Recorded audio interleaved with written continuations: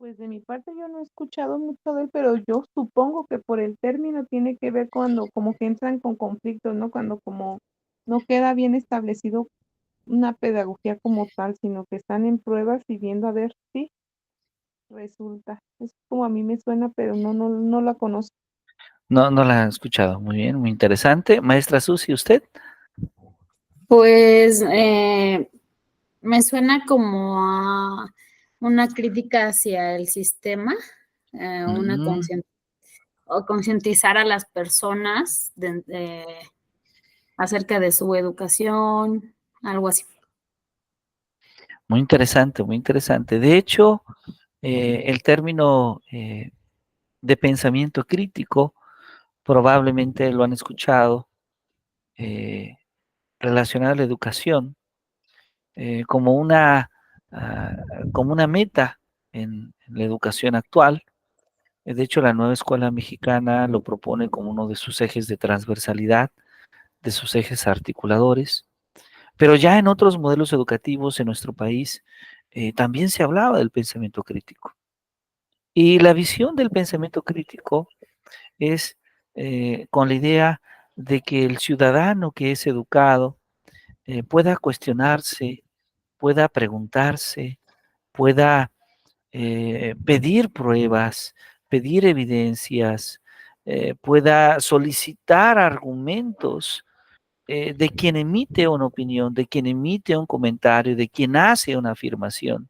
Y esto es sumamente importante, porque la visión del pensamiento crítico consiste en hacer una crítica sobre la realidad, un análisis sobre, particularmente sobre lo que los gobiernos, sobre lo que el sistema, en este caso educativo, político o gubernamental, propone.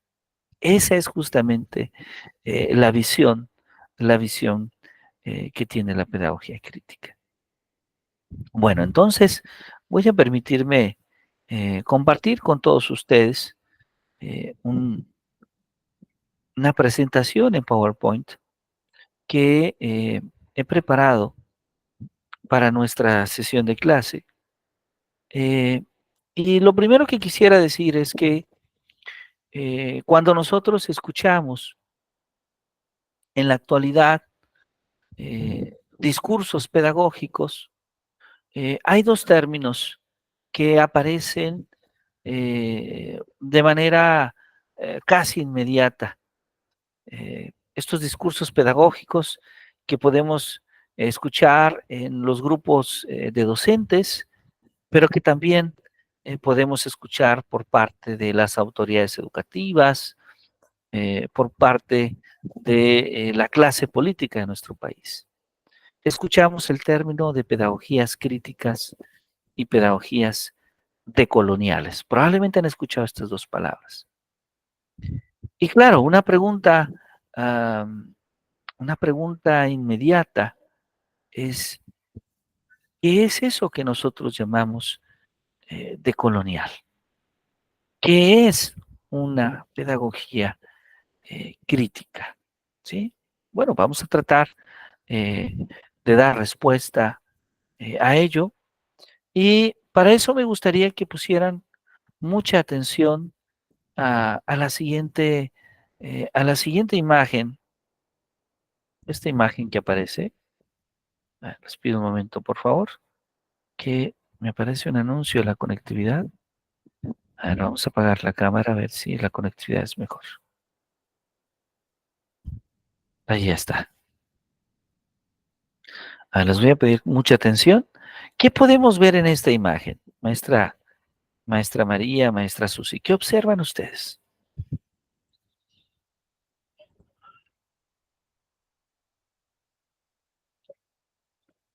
La clase Eh,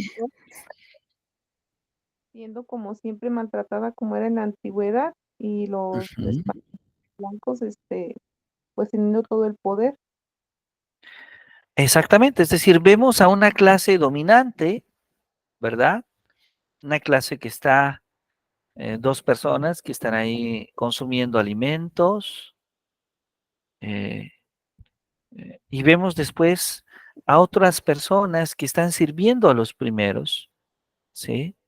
Que están atendiendo a estas personas. Vemos a una mujer que pareciera que tiene cierta empatía con alguno de los pequeños, ¿verdad? Porque le da un alimento. Vemos a otra mujer que está atendiendo para que la persona tenga un aire fresco, ¿verdad? ¿Qué más podemos ver, maestra Susi? Bueno, me evoca a la época de la esclavitud.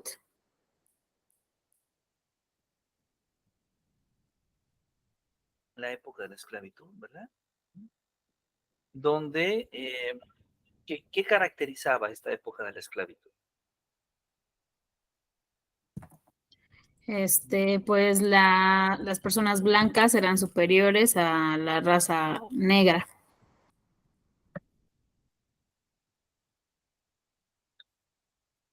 Es decir, podemos ver como una clase se impone, una clase que goza de privilegios, de servicios, con respecto a la otra. Bueno, pues la pedagogía crítica es una corriente educativa.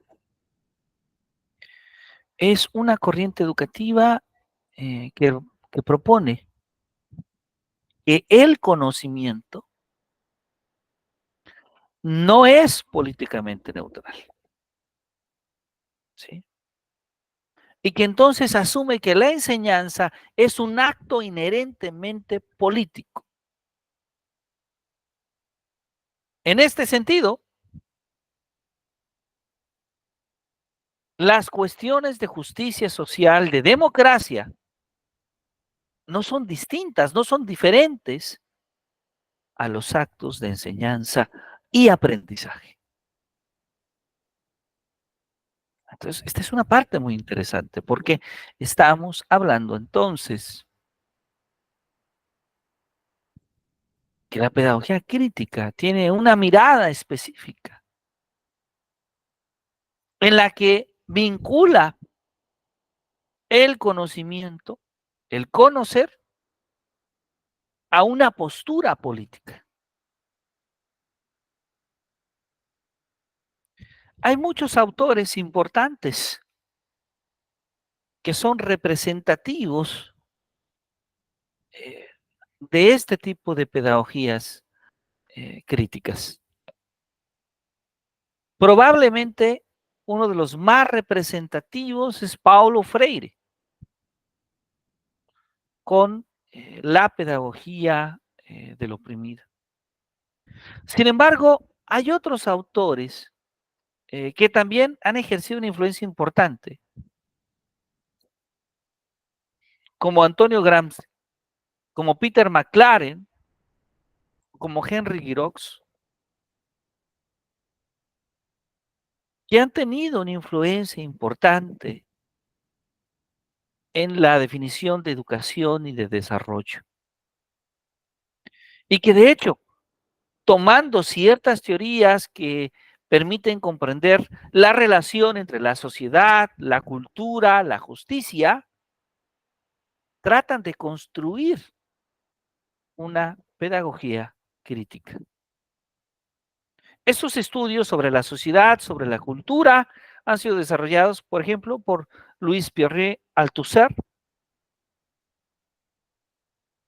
por Pierre Félix Bourdieu, por Jean-Claude Passeron, por Michel Foucault.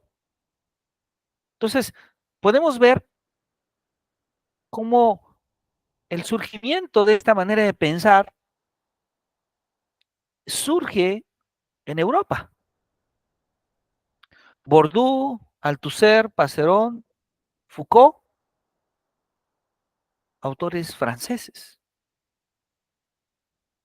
Giroux, autor francés. Gramsci, un autor italiano. McLaren, un autor estadounidense. Un autor estadounidense. Paulo Freire, un autor brasileño, un autor latinoamericano. Entonces, el surgimiento de estas ideas se da en Europa y después emigra a América. Bordeaux, Foucault, Althusser, Passerón, Freire, Maclaren, Giroux, son autores que en la actualidad representan esta corriente. Pero muchas de las ideas de las pedagogías críticas son aún más antiguas que estos autores. Por ejemplo, a mediados del siglo XVIII, en Venezuela nace Simón Rodríguez. Simón Rodríguez, un hombre que va a luchar por los derechos de las mujeres, por los niños, y que va a plantear la primera reforma en América para una educación popular. No existía en esa época la idea de una educación pública. La educación pública es una educación para todos. La educación popular no es para todos, pero es para las mayorías. Podríamos decir que lo más cercano a una educación popular fue la educación, perdón, lo más cercano a una educación pública fue la noción de educación popular de Simón Rodríguez.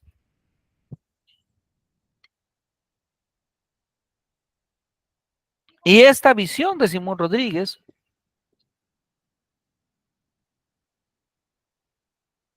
va a sentar las bases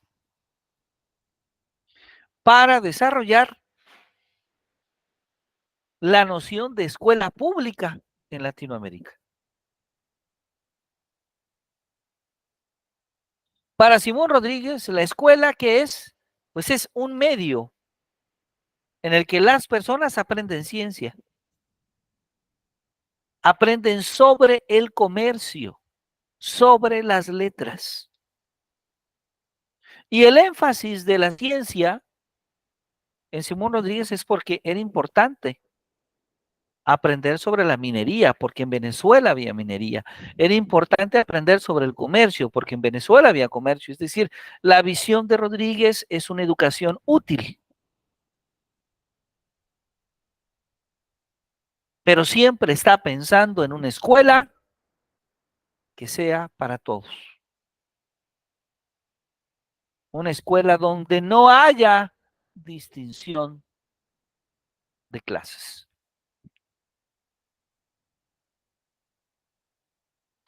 Simón Rodríguez entonces va a coincidir con otros autores en ver la idea de progreso social a través de la educación.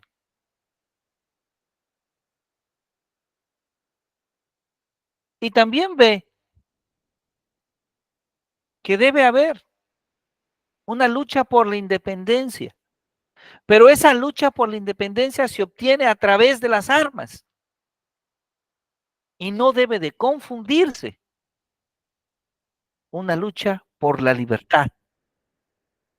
Esa lucha por la libertad que se obtiene por medio de la educación, particularmente por medio de la escritura.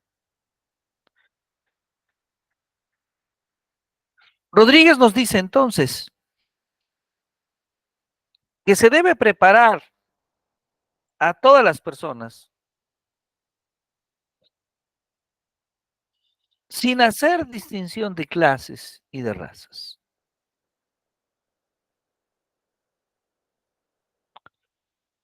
Todos los miembros de una república deben de ir a la escuela, deben de tener acceso a la escuela. Sobre esto es lo que escribe Simón Rodríguez en una de sus obras más importantes que se llama Sociedades Americanas, escrita en 1828.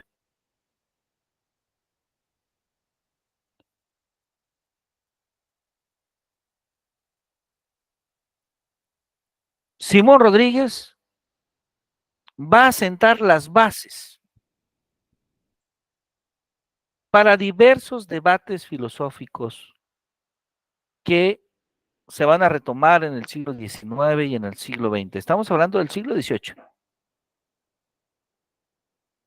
Y muy especialmente, Simón Rodríguez va a influir en el pensamiento de uno de los pensadores más importantes de su época, su alumno, Simón Bolívar. Cuando hablamos sobre la libertad y sobre la igualdad de clases, como lo dice Simón Rodríguez, y que después lo escribió también Simón Bolívar. No son las razas quienes vuelven estúpidos o esclavos a los hombres, sino las sociedades. Esta idea de Rodríguez es muy importante porque toma como base de su proyecto educativo la escuela popular, lo que más adelante se va a llamar la escuela pública.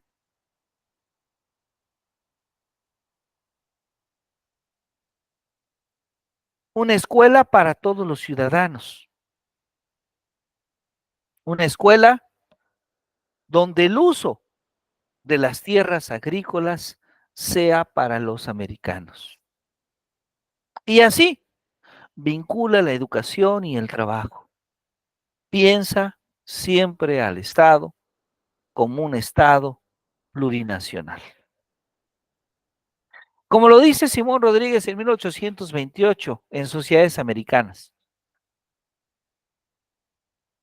En la escuela deben estudiar juntos las niñas y los niños, ya que así los hombres aprenden a respetar a las mujeres y las mujeres pierden el miedo a los hombres. Se ha de dar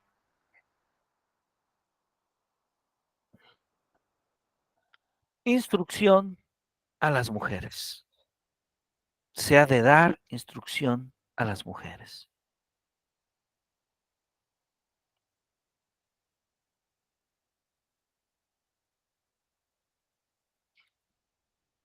Ahora, cuando hablamos de las pedagogías críticas, no solamente es importante el trabajo de Simón Rodríguez, sino también el trabajo de José Carlos Mariátegui. José Carlos Mariátegui, que va a ser un político, un intelectual peruano, un defensor de los derechos indígenas, de la igualdad sexual y de la educación para la mujer. De hecho, así es como José Carlos Mariátegui desarrolla su proyecto editorial más importante, que va a llamarlo Amauta, que en quechua significa maestro, conocedor, quien socializa los saberes. Ahí se defiende el socialismo marxista, el indigenismo y la pedagogía feminista. Como dice en su obra, hay que construir a la nación con una mirada inclusiva. Entonces, discutir el discurso pedagógico es discutir los derechos de los indígenas. Ven qué interesante esta conexión entre lo educativo y lo político. Otra de sus obras importantes es 7 ensayos sobre la realidad peruana. Ahí hace una crítica a la educación nacional, la educación del Perú. Ahí nos habla de cómo alfabetizar no es educar, porque la educación nacional no tiene un espíritu nacional, sino más bien colonial y colonizador. Para José Carlos Mariátegui, la educación debe de construir un ser humano pensante, sensible, crítico. Y la crisis que vive la sociedad es una crisis de valores, de economía, de cultura, de educación. Mariátegui entonces plantea así su pedagogía feminista. Y en esa pedagogía da un rol principal a la mujer, tanto en los procesos educativos como también en los procesos culturales. Como él lo dice en 7 ensayos de interpretación de la realidad peruana.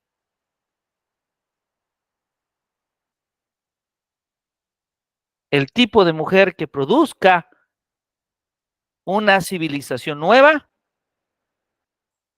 tiene que ser sustancialmente distinto al que ha formado la civilización que ahora declina. Ahora, hemos hablado de Simón Rodríguez, hemos hablado de José Carlos Mariátegui, pero también hay mujeres que han contribuido de manera importante al desarrollo de la educación como la conocemos hoy. Así es que en 1889 nace Lucila Godoy Alcayagua, más conocida como Gabriela Mistral. Educadora y poeta feminista, defensora de los pueblos originarios, de la identidad latinoamericana, como algunos la llamaron, una pedagoga de acción y de poesía, impulsora de la educación obligatoria básica en Chile, de la educación para la mujer. Como ella decía, instruir a la mujer es hacerla digna, es arrancar la degradación a muchas de sus víctimas. Gabriela Mistral conoció México. Gabriela Mistral trabajó con José Vasconcelos. Y como ella lo dice en su obra Imagen y Palabra de la Educación, ahí tuve la alegría de aprender de la mala superstición, de aquello que dice que el indio americano padece de una capacidad intelectual irredimible. Ahí gocé de su genio para el dibujo, la pintura y la escultura, de la sed de leer, de escribir, de danzar y de cantar que posee el pueblo. Ella participó en la reforma educativa y alfabetización impulsada por la Secretaría de Educación Pública en la época de José Vasconcelos. Como lo dice Gabriela Mistral, la educación de un país debe de estar basada en la propia realidad, en sus necesidades y no en la copia de otras realidades de otros países. El maestro debe de hacer que los niños puedan hacer por sí mismos. Y en toda primera infancia nos aparece la imaginación, porque el niño se enseña historias a sí mismo.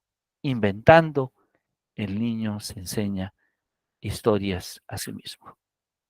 Esto aparece en Imagen y Palabra de la Educación de 1956. Entonces, en América Latina, el desarrollo educativo ha sido influenciado por varios personajes de suma importancia. Simón Rodríguez, Domingo Faustino Sarmiento, José Carlos Mariátegui, José Martí, Gesualdo Sousa, Gabriela Mistral, Paulo Freire, José Vasconcelos, representan a muchos de estos pensadores que han hecho posible una manera de repensar, de construir la educación considerando un nuevo discurso. Bueno, espero que esta parte les haya parecido interesante, pero ahora me gustaría compartirles un poquito más justamente de la obra de Gabriela Mistral. Entonces voy a pedirles a todos, bueno, antes de hacerlo, preguntarles si alguien tiene alguna duda, si alguien tiene alguna pregunta hasta este punto. No, hacerte todo bien, gracias. Ok, No. bien. No hay ninguna pregunta, ninguna duda. Muy bien.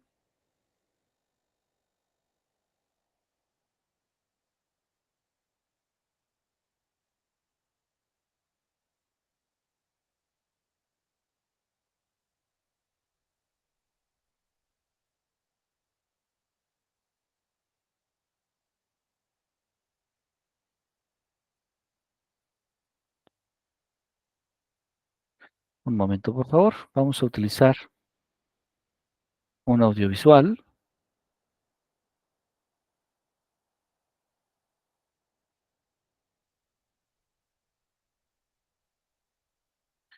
Vamos a utilizar justamente un audiovisual. Un momento.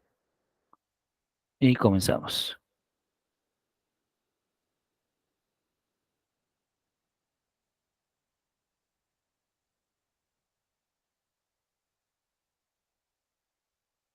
Entonces, podemos ver esta manera de vincular la noción justamente de educación a política.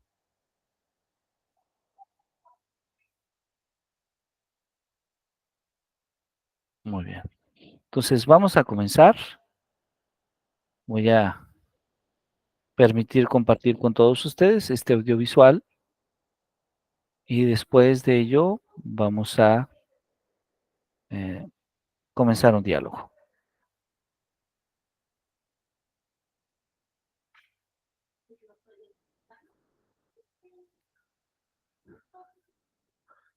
¿Podrían confirmarme si se puede ver por allá? Sí, sí se ve, gracias. Muy bien, muchas gracias. Entonces, a ver, vamos a poner play, por favor.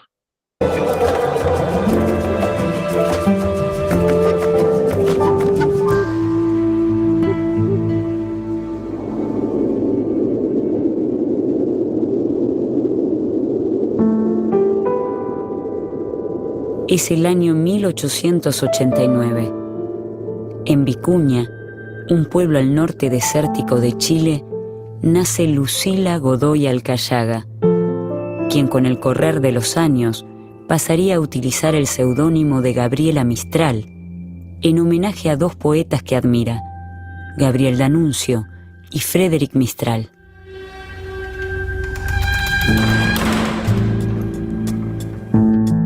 Su padre, maestro de escuela, la abandona cuando tiene 3 años.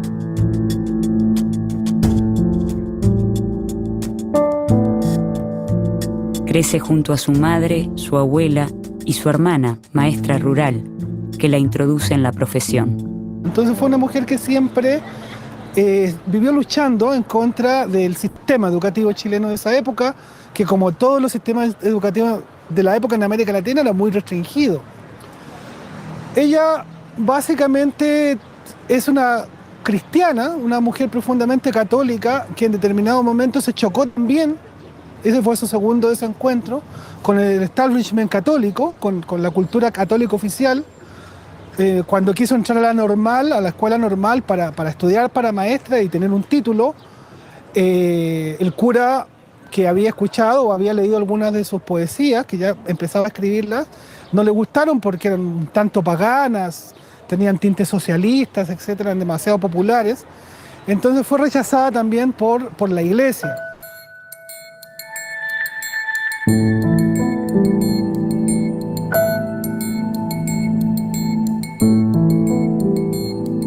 Fue rechazada porque efectivamente la escuela de los años de principios del siglo XX era discriminadora, era racista, y Gabriela Mistral era una mestiza pobre en Vicuña. Eso caracteriza a Gabriela Mistral. Es originalísima como poeta por su autoformación y por una pedagogía natural de lo que serían pensar en los derechos del niño, en los derechos de cualquier ser humano.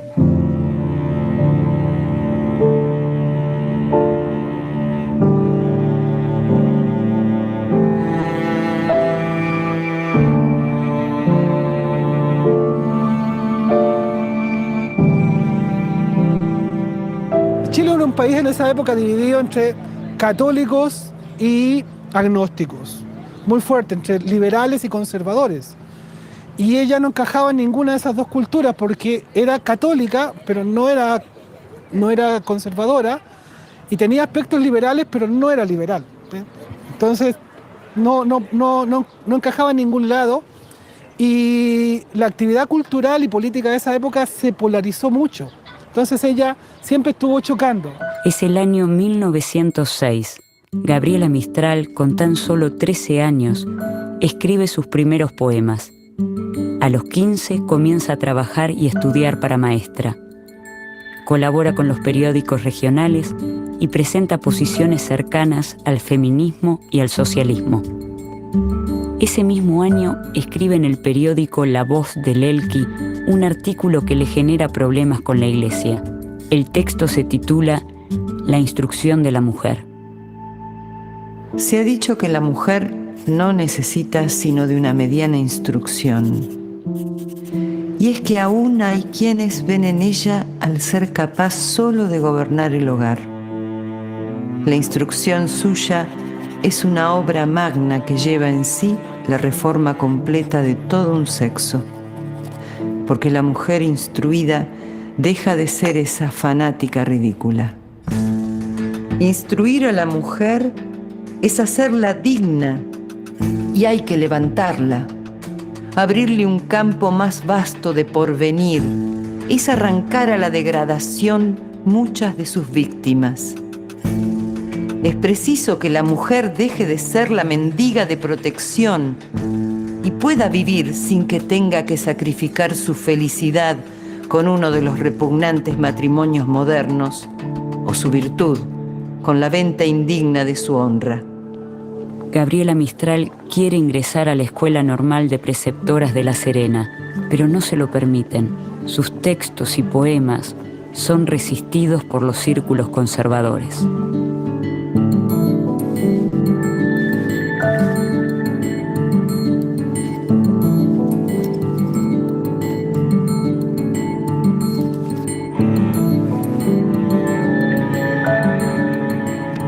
Al llegar 1910, Gabriela, recién recibida de maestra, inicia su recorrido por los liceos de niñas del país. Viaja a lo largo de todo Chile. Ante sus ojos se despliegan las diversas realidades sociales, culturales y educativas que nutrirán toda su obra. También fue maestra urbana y en liceo de niñas, pero le encantaba la educación rural. Es decir, ella se convirtió en una sólida profesora y poeta de este mundo, del mundo rural y del mundo de los niños campesinos e indígenas.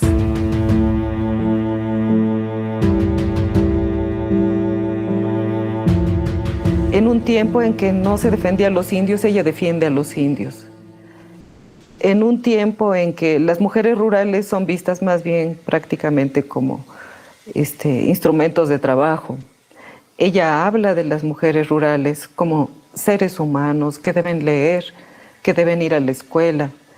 Entonces ella llega a convertirse en una maestra que es a la par poeta, productora de una pedagogía diferente, en un ambiente chileno donde las maestras alemanas son las más valoradas, las mejor valoradas, y no una maestra mestiza como Gabriela, que además publicaba, era escritora cotidianamente en los diarios, con eso complementaba sus ingresos.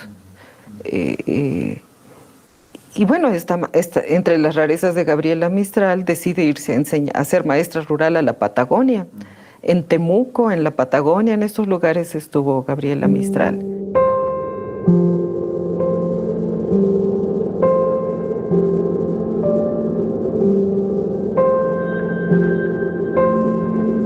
Por ese tiempo llegó a Temuco una señora alta, con vestidos muy largos y zapatos de taco bajo. Iba vestida de color arena. Era la directora del liceo. Gabriela tenía una sonrisa ancha y blanca en su rostro moreno por la sangre y la intemperie. Ella me hizo leer los primeros grandes nombres de la literatura rusa que tanta influencia tuvieron sobre mí. Durante las primeras 2 décadas del siglo XX, los trabajadores chilenos atraviesan una situación penosa. Una de las principales causas es el analfabetismo. Yo diría que fundamentalmente el contexto chileno en lo que se refiere a educación y a los grandes problemas tenía que ver con un asunto relacionado con la obligatoriedad o no obligatoriedad de la educación primaria. Ese es un tema que, por ejemplo, en casos como Argentina, México y otras partes se había zanjado o estaba por zanjarse, ¿no? En el caso chileno se habían dado algunas iniciativas legales desde más o menos los mismos tiempos que en el caso de Argentina, ¿no es cierto?, en los años 80, pero sin embargo eso no había arribado a ningún buen puerto.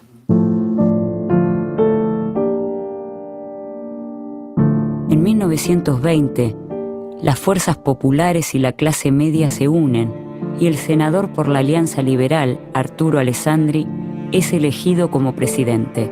Al año siguiente, Alessandri presenta un programa de reformas que contempla, entre otros aspectos, el de la separación de la Iglesia y el Estado, el cumplimiento de la educación básica obligatoria y la elección directa del presidente y del vicepresidente mediante el sufragio popular. Mistral es una importante impulsora de la Ley de Instrucción Primaria Obligatoria que se sanciona ese mismo año. El analfabetismo disminuye de forma progresiva. En 1922, Gabriela emprende un viaje hacia México, atraída por los vientos de la Revolución. Invitada por José Vasconcelos, quien fuera rector de la Universidad Autónoma y luego fundador de la Secretaría de Educación Pública, la joven autora se suma a su propuesta educativa. Ese mismo año publica su poemario Desolación, considerada su primera gran obra. Es en México donde Gabriela Mistral encuentra el espacio para desplegar todo su potencial como educadora. Como maestra poeta se concentra en la fundación de bibliotecas rurales en el caso de México y en el diseño de un libro de lecturas para mujeres, que era para mujeres maestras y para las chicas, donde ella coloca un conjunto de trozos literarios de toda América Latina. Y esto es importante porque, digamos, no había una orientación a un pensamiento latinoamericano. Guardo el recuerdo de esa y de otras invenciones geniales del gran reformador José Vasconcelos, quien alfabetizó, con la ayuda de los maestros misioneros, del cine y de la radio, a millares de campesinos. Allí tuve la alegría de aprender que ha sido una vieja y malhadada superstición aquello de que el indio americano padece de una incapacidad intelectual irredimible. Más aún, allí gocé de observar el genio que tiene el indio para el dibujo, la pintura y la escultura. Vi sobre todo la sed de leer, de escribir, recitar, danzar y cantar que posee el pueblo. La alfabetización iba de mes en mes liquidando a centenares de analfabetos. Esas escuelas nocturnas, llamadas por su creador misioneras, parecían realmente un asunto tan civil como religioso. Eran también el desagravio a una raza entera, la indígena. Entonces es algo interesante, hay todo un proyecto cultural, hay toda una crítica, hay toda una revisión educativa de cómo deben llegar estos libros a los niños del campo, ¿no? Entonces, bueno, ese es el mérito de Gabriela, es colocar estas lecturas para las niñas y para las maestras. Maestro, enseña en tu clase el ensueño de Bolívar, del 20 primero. Clávalo en el alma de tus discípulos con agudo garfio de entendimiento. Divulga a la América su Sarmiento, su Bello, su Lastarria, su Martí. No seas un ebrio de Europa. Describe tu América. Haz amar la luminosa meseta mexicana, la verde estepa de Venezuela, la selva negra austral. Dilo todo de tu América. Di cómo se canta en la pampa argentina, cómo se arranca la perla en el Caribe. Dirijamos toda nuestra actividad como una flecha a este futuro ineludible. La América española una unificada por dos cosas estupendas: la lengua que le dio Dios y el dolor que le da la del norte. Y en México recorrió el país y especialmente las zonas indígenas para acompañar la reflexión de funcionarios, de pedagogos que querían proponer cómo mejorar la situación de los indígenas en México. Entonces, bueno, estos son los indigenistas de la época. Y pues ella le escribió poemas también a las artesanías mexicanas, al maíz, al niño indio, ¿no? Hay un famoso poema del niño indio que se recitaba en las escuelas por multitudes. Ustedes podían escuchar que además les gustaban las multitudes en ese periodo a estos gobiernos de la Revolución, de llenar grandes plazas de niños recitando poemas de Gabriela Mistral. Y Gabriela Mistral escribía y escribía en cada región que llegaba.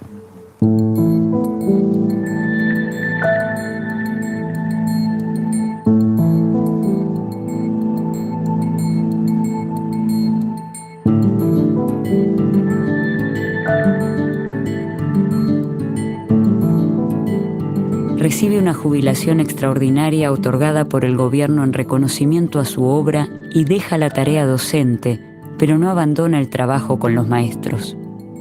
Entonces, está por un lado esa cara, la cara profesional, en la que ella tiene un interés muy fuerte por el problema político-educativo, y por otra parte está aquello que podríamos decir que traspasa, digamos, el problema de estar metida o no en la sala, y que es lo propiamente más pedagógico, en lo cual ella tiene un compromiso que va más allá claramente de su vida profesional, ¿no? En ese sentido, todo el tema de ella con la naturaleza del aprendizaje, con el sentido de la educación centrada en el niño, ¿no?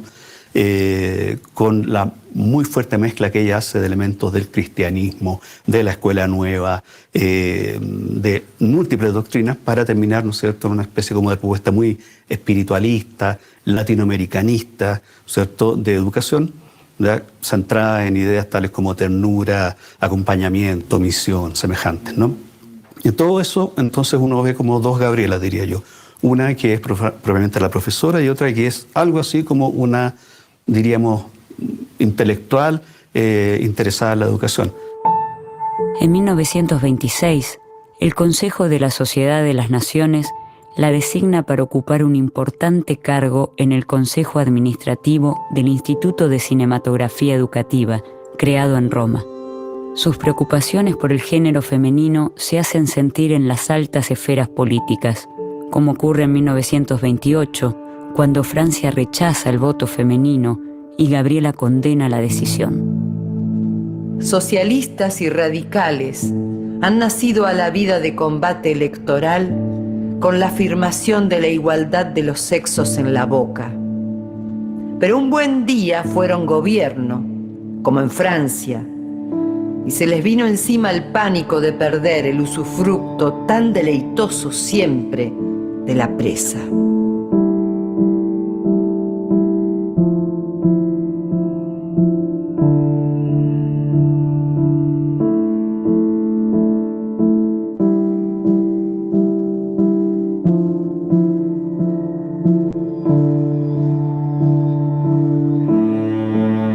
En Chile se forma el llamado Frente Popular, que aglutina a socialistas y a comunistas, a la Confederación de Trabajadores de Chile y al Partido Radical.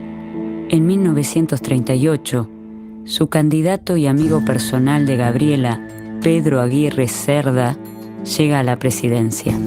Durante su gobierno se fomenta la educación, se crean escuelas y se propicia la apertura de trabajos para los profesores.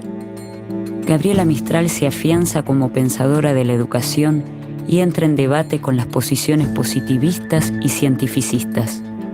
Gabriela Mistral sostiene que la educación de un país debiera estar basada en la propia realidad según sus necesidades, evitando la mera copia o imitación. Afirma que jamás debe hacer el maestro lo que el niño puede hacer por sí mismo. Es el año 1945 y Gabriela Mistral obtiene el Premio Nobel de Literatura. Una mujer latinoamericana con esta historia, como la de Gabriela, que recibe un premio Nobel porque recupera los usos del idioma de los campesinos, de las plazas, de las escuelas, de los maestros, de los indígenas.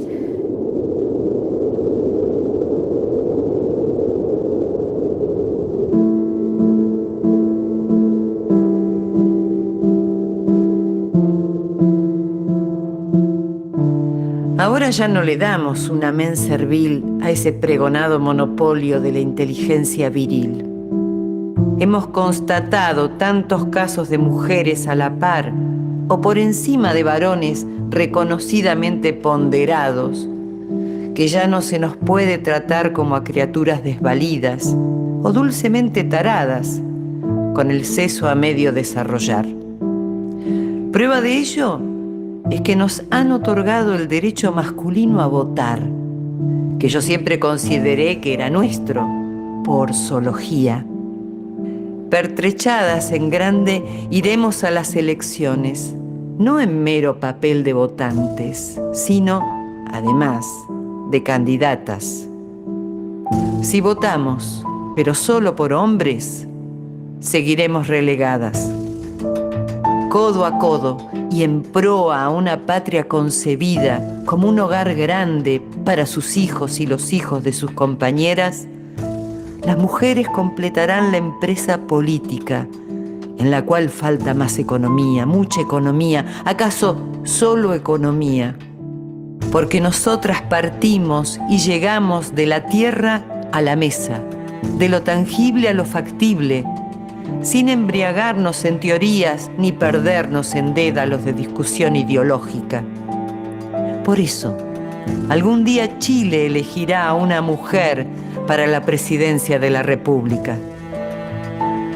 En 1953, Gabriela Mistral es cónsul en Nueva York y representa a Chile en la Asamblea de las Naciones Unidas. Unos años después, llegando al final de su vida, escribe el texto titulado Imagen y Palabra en la Educación.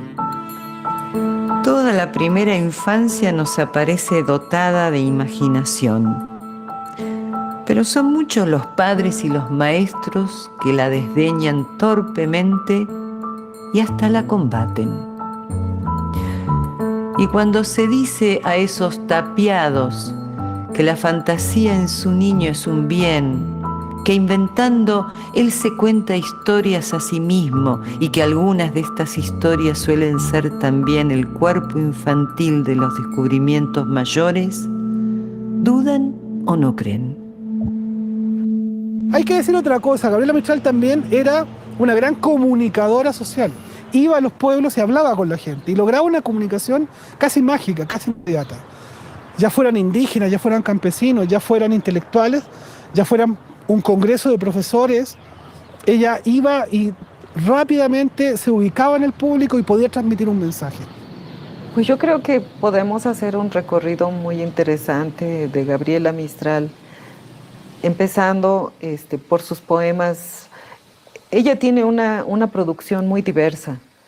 Fíjense que hay quien puede pensar que Gabriela Mistral es una poeta que le escribe a los niños, a los indios, que le escribe a la muerte.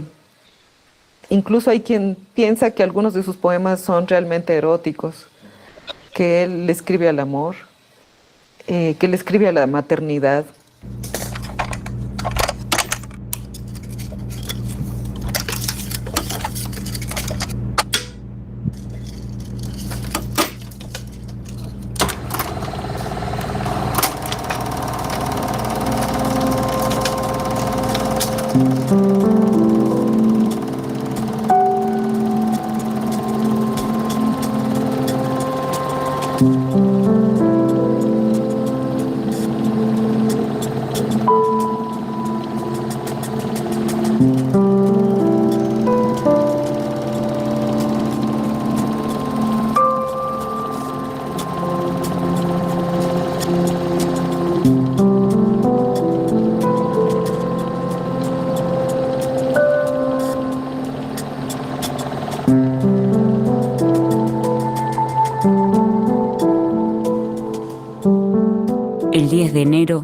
de 1957, muere en un hospital de Nueva York.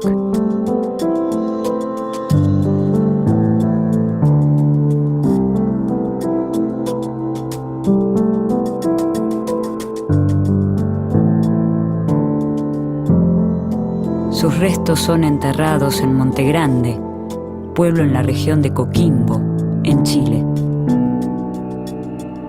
Según su testamento, dona los derechos de sus obras publicadas en América del Sur a los niños del mismo pueblo donde hoy descansan sus restos.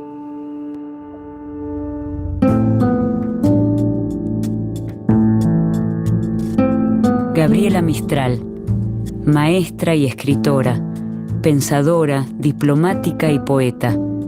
Su huella marca el camino de la reivindicación de la escuela pública, de los derechos indígenas y de la voz de la mujer que clama por justicia e igualdad. Una voz que se expande en Latinoamérica y aún resuena en todo el continente.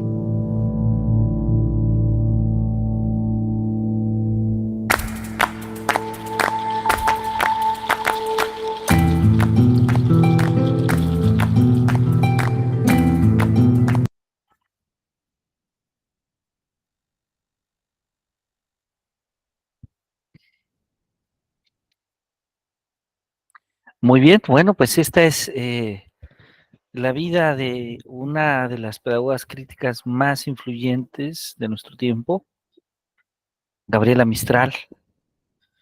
Gabriela Mistral, quien contribuye de manera importante, como ustedes han podido observar en este video, no solamente al desarrollo de la educación, con una obra original de importancia, una obra que inclusive logra ser merecedora de un premio Nobel de literatura, sino que además de ello se vincula de manera importante con la política, es decir, realiza este ejercicio de vincular el acto educativo con una perspectiva, con un matiz político.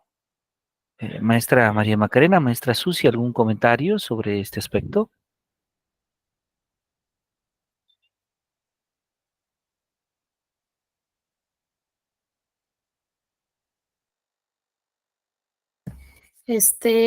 Bueno, en general, ¿no? Todo lo que vimos en este seminario sobre todas las políticas educativas y cómo, a pesar de que ya llevan como muchos años, pues estamos viendo, por ejemplo, me llamó mucho la atención lo de Simón Rodríguez, ¿no? Que Sociedad Americana de 1828 y pues es 2024 y seguimos, y estamos tratando de retomar todo lo que ellos escribieron, Vasconcelos,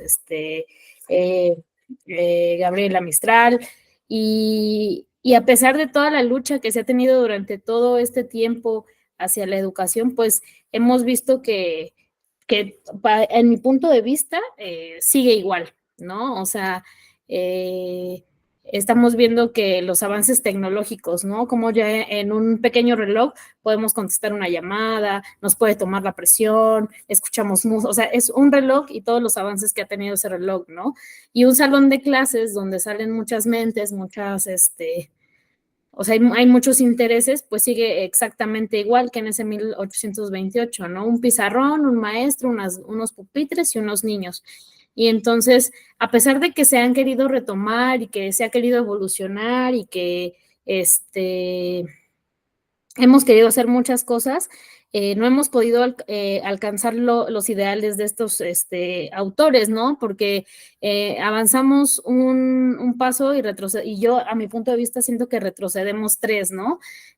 Los cambios que habíamos también hablado al principio de este seminario sobre que hay una reforma educativa y el siguiente gobierno existe otra reforma educativa y el siguiente gobierno existe otra reforma educativa, también nos hace perder como esa visión que debemos de tener ante la educación y pues la valorización de todos los agentes que se tienen que encargar. O sea, por ejemplo, yo que soy maestra de primaria, de escuela pública, de SEP,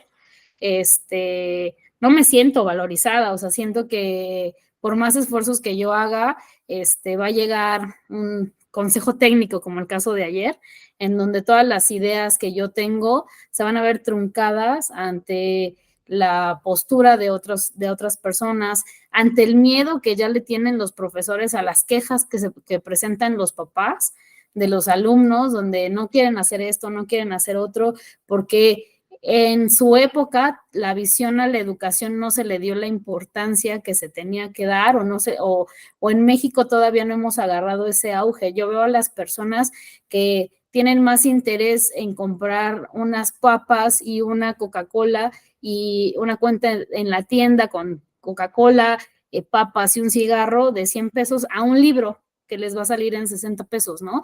Entonces te hacen esa queja de por qué libro, que por qué esto, que ya los dio o sea, ahí ves el interés que tienen también los agentes externos y pues la lucha tan grande que tienes que seguir llevando ante toda esta situación.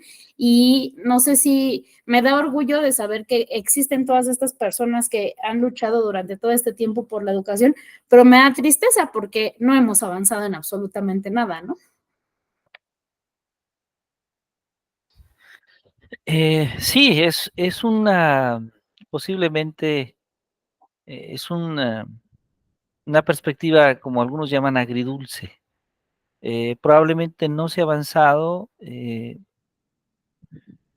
conforme a las metas, conforme al pensamiento de estas personas, pero probablemente sí hemos avanzado en algunas cosas. Por ejemplo, hoy en día hay más personas que tienen acceso a la educación.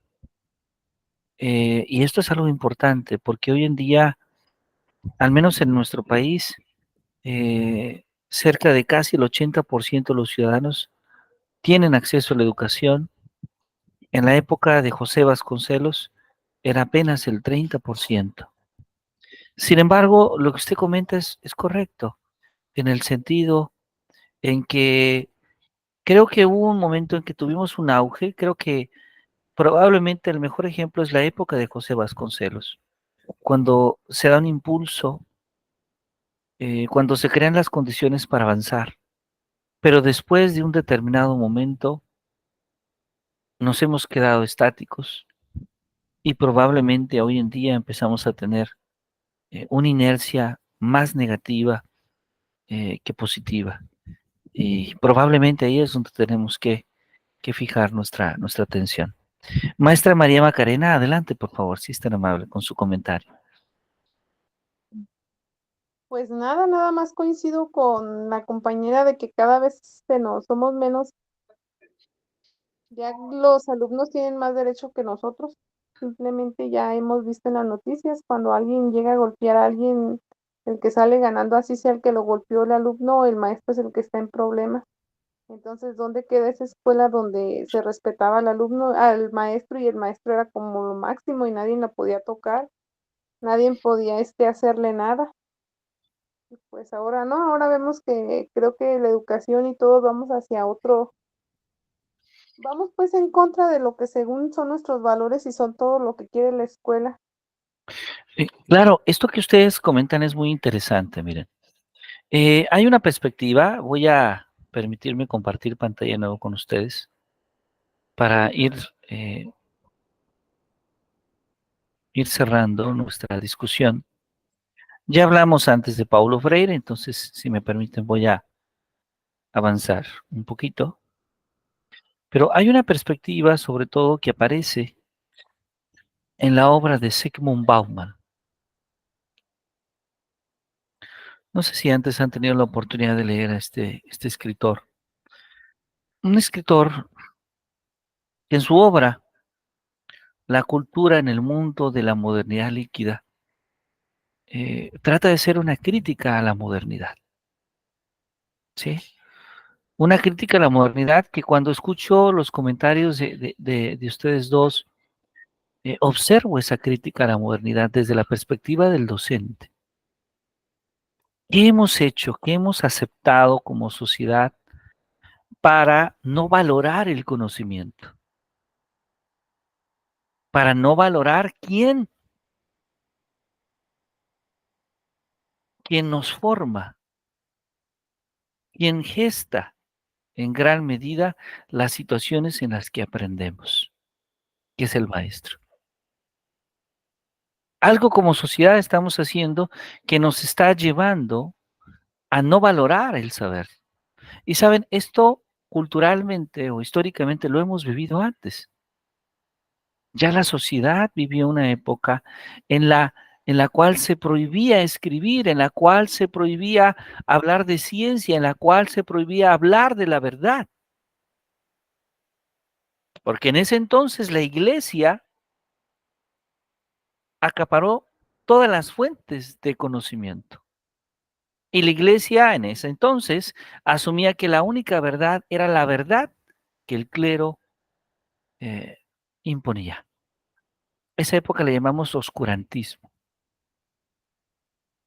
¿Cuál fue el resultado del oscurantismo? Un periodo de oscuridad del conocimiento, de oscuridad de la crítica. Un periodo en el que la sociedad sufre una crisis y tiene que reinventarse el concepto de ciencia. De esto nos habla Zygmunt Bauman, de no darnos cuenta que la sociedad actual está enfrentando una pérdida de valores, de que la sociedad actual se está convirtiendo en una sociedad líquida. Y saben, él utiliza el término líquido porque un líquido toma la forma del envase. Es decir, es una sociedad que no tiene forma, que toma la forma conveniente. A veces hay que hablar del cuidado del medio ambiente porque no tenemos agua. Hay que hablar de que es importante sembrar un árbol porque no llueve. Pero en cuanto llueve, lo olvidamos. Pero en cuanto llueve, volvemos a no cuidar el agua y a no plantar el árbol. Es decir, somos una sociedad líquida, una sociedad que se amoldea no de acuerdo a lo correcto, no de acuerdo a lo ético, no de acuerdo a lo que probablemente nuestros hijos necesitan, sino de acuerdo a lo que es más conveniente para nosotros, sino de acuerdo a lo que nosotros queremos escuchar. No queremos que alguien nos hable de quitarnos la Coca-Cola o un cigarro o una cerveza. ¿Cómo voy a dejar eso para comprar un libro? Porque la maestra me está pidiendo un exceso de materiales por pedirme un libro y a causa de ello no podré comprar este otro producto. En eso consiste la idea de la modernidad líquida. Consiste en la idea de que la sociedad construye nociones de felicidad inclusive equivocadas. Construye nociones de éxito equivocadas. Es que el éxito es tener una casa amplia, tener un auto nuevo, tener un salario más alto, tener recursos, viajar por el mundo. Eso es lo que la sociedad vive. Y esta crisis de la sociedad se convierte naturalmente en una crisis de la educación. Esa es la crítica justamente que Bauman hace.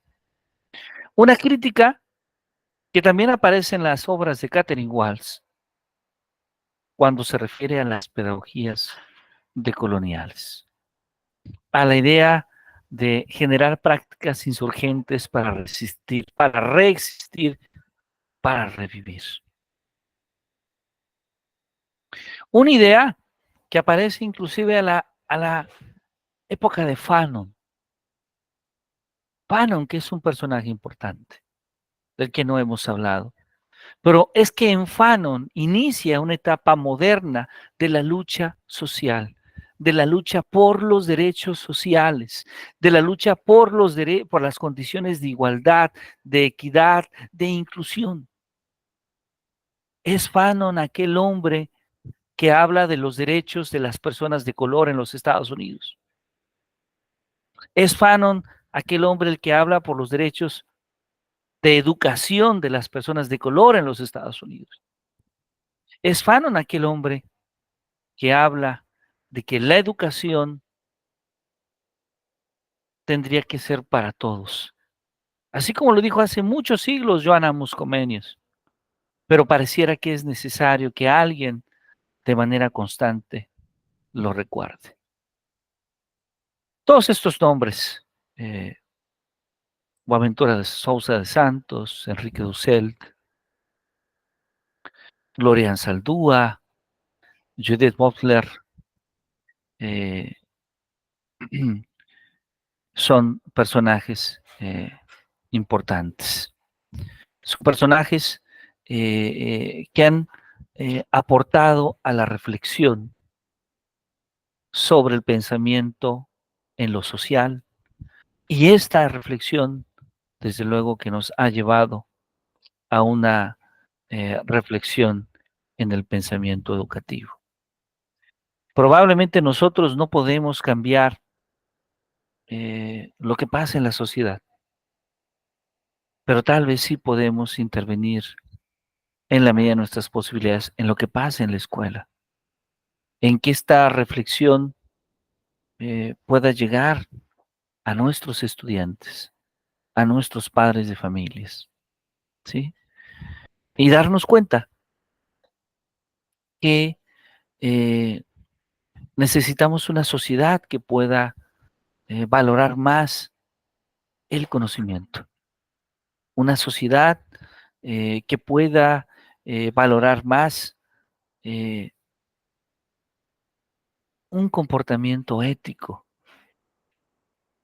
Dos aspectos que en la actualidad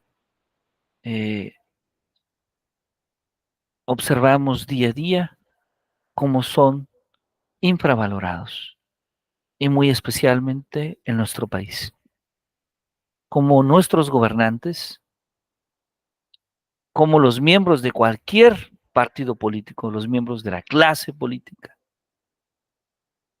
pueden de manera deliberada mentir, engañar a los ciudadanos, inventarse datos inclusive, y a pesar de eso los ciudadanos no cuestionar. Y entonces aquí observamos una complicidad social, el que miente y el que acepta la mentira, el que repite tantas veces la mentira que hace que para otro esa mentira sea verdad. ¿Cómo podemos aceptar que el funcionario público, inclusive el funcionario público en el ámbito educativo, sea corrupto y siga en su posición? Esto en otros lugares es inaceptable. Pero en México y en gran parte de América Latina, y por qué no decirlo, en gran parte del mundo, sigue sucediendo. Entonces, al menos escuchar, conocer un poco de las ideas, del pensamiento educativo, de la vida de estos personajes, creo que nos da un mensaje de que la lucha social, de que la lucha por las causas sociales y políticamente correctas ha tenido sentido a lo largo de la historia. Pues bueno, yo agradezco mucho su participación en este seminario. Con esta actividad vamos a cerrar nuestro seminario, y esencialmente hemos hablado de las políticas educativas en los modelos educativos en México. Hemos hablado de algunos personajes importantes que surgen en la política educativa a nivel Latinoamérica. Hemos hablado de José Vasconcelos, hemos hablado de Paulo Freire, hemos hablado el día de hoy de Gabriela Mistral, hemos hablado un poquito de José Carlos Mariátegui. Entonces, yo les pido a todos ustedes que podamos hacer un trabajo final con una investigación un poquito más detallada en un formato escrito, ¿sí? Como una especie de reseña biográfica, ¿sí? Que tenga al menos unas 5 fuentes, es decir, 5 referencias, de 5 libros, de 5 artículos, de 5 revistas distintas o de 5 videos distintos, donde ustedes puedan profundizar en estos temas. Como hemos revisado de manera muy específica solamente la obra de algunos personajes, yo les pediría que ustedes eligieran sobre cuáles de ellos poder trabajar de tal manera que podamos hacer una reflexión de su vida, de su obra y sobre todo del impacto que su obra tiene en el desarrollo de la política educativa. Podemos hablar de José Vasconcelos, podemos hablar de José Carlos Mariátegui, podemos hablar de Gabriela Mistral, podemos hablar de Paulo Freire. Creo que son estos 4 personajes, los 4 personajes que más hemos citado a lo largo de estas sesiones de seminario. Maestra María, ¿por cuál de estos personajes se va usted? Por Gabriela Mistral. Perfecto, muy bien. Entonces usted escribiría una reseña entre 3 y 6 páginas, escritas en Word, Times Roman número 12, por favor, interlineado normal, es decir, 1, sobre Gabriela Mistral. ¿Sí? Maestra Susi, Paulo Freire, José Vasconcelos, José Carlos Mariátegui, ¿cuál de estos personajes le ha motivado, le ha interesado?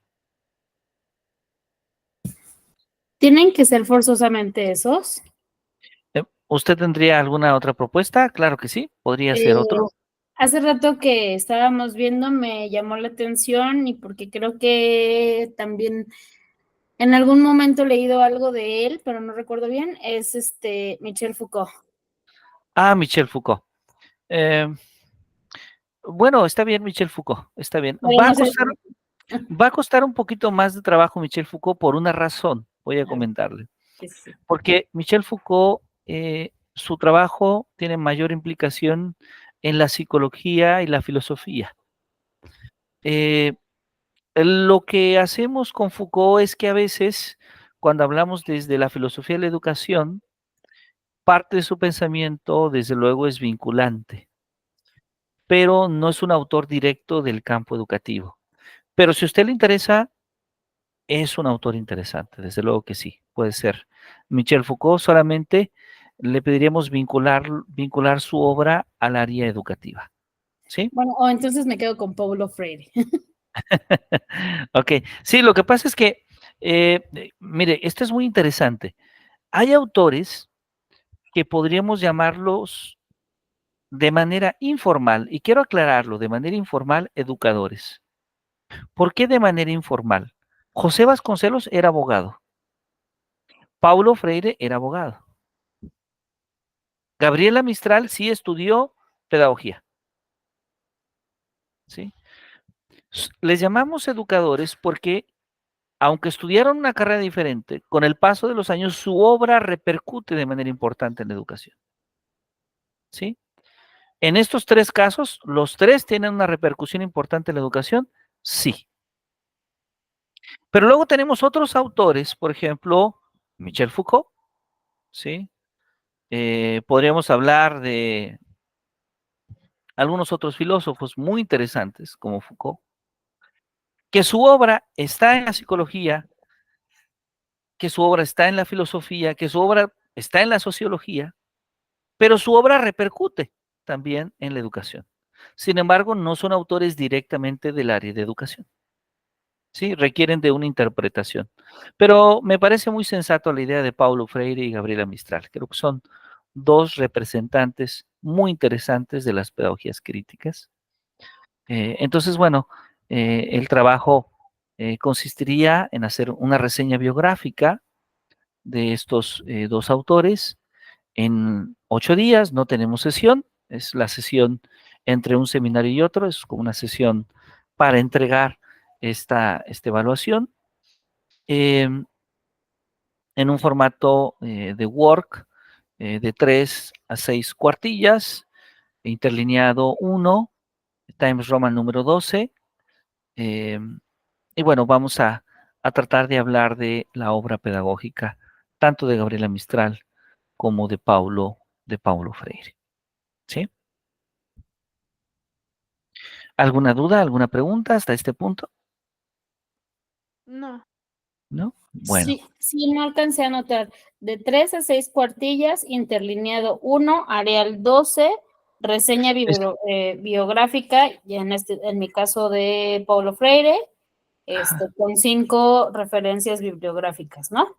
es correcto. ¿No? Nada más corrijo el tipo de letra, es Times Roman número 12. Ajá, no Arial, sino Times Roman número 12.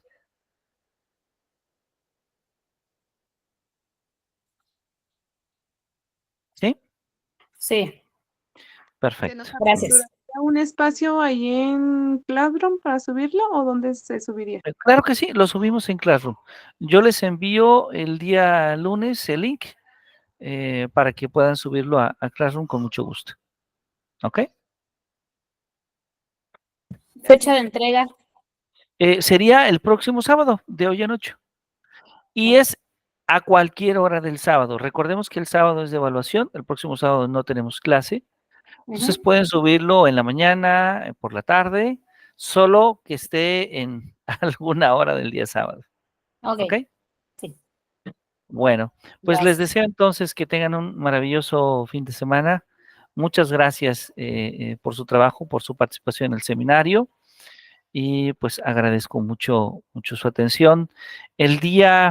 El próximo seminario, de acuerdo a nuestro calendario, inicia el 12 de octubre. Entonces, el 12 de octubre ya se comienza un nuevo seminario con otro profesor. Así que, pues nuevamente, muchísimas gracias por su atención. Esperamos que este seminario haya sido interesante, que se haya podido disfrutar y agradezco todas sus atenciones. Maestra Susi, para servirle. Sí, gracias, perdón. ¿Cuál es el nombre del nuevo seminario que comenzamos? Muy bien, ahora mismo le comento. A ver, debemos de tenerlo. Aquí está, sí. Se llama Diseño y Evaluación de Material Educativo. Ok, muchas gracias. Sí, Diseño y Evaluación de Material Educativo.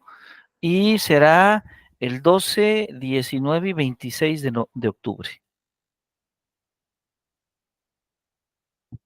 Ujú.